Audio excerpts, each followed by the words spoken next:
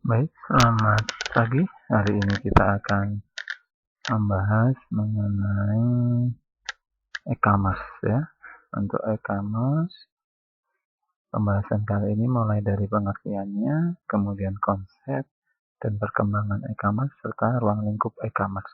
Nah, e-commerce secara umum merupakan kegiatan bisnis atau perdagangan atau jasa yang berhubungan erat dengan konsumen, manufaktur, internet service provider, dan pedagang perantara dengan menggunakan media elektronik. Dalam hal ini media utama yang digunakan adalah internet. Kemudian konsep e-commerce memiliki 5 konsep dasar. Yang pertama ada automation, ya. Kemudian ada streamlining atau integration. Kemudian ada publishing. Kemudian yang keempat adalah interaction. Dan yang kelima adalah transaction, ya.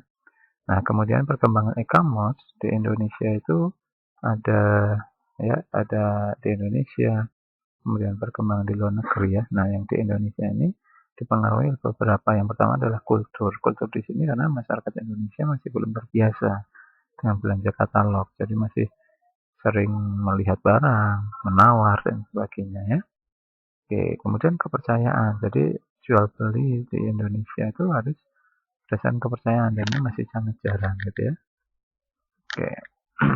Kemudian untuk e-commerce sendiri itu di luar Indonesia mencapai 8% sampai dengan tahun 2005. Di dunia maya sekarang terdapat lebih dari kurang lebih 2.100.000 image. Ya, nah itu. Jadi semakin tahun semakin naik. Nah, kemudian ada ruang lingkup e-commerce ya. Yang pertama adalah business to business. Ya, pengertiannya adalah sistem komunikasi bisnis antar pelaku bisnis atau transaksi secara elektronik antar perusahaan yang dilakukan secara rutin dan dalam kapasitas produk yang besar. Karakteristiknya yaitu dilakukan antar pebisnis ya berdasarkan kebutuhan dan kepercayaan. Kemudian informasi dilakukan dengan format yang disepakati ya. Kemudian menggunakan data ID, peer-to-peer ya.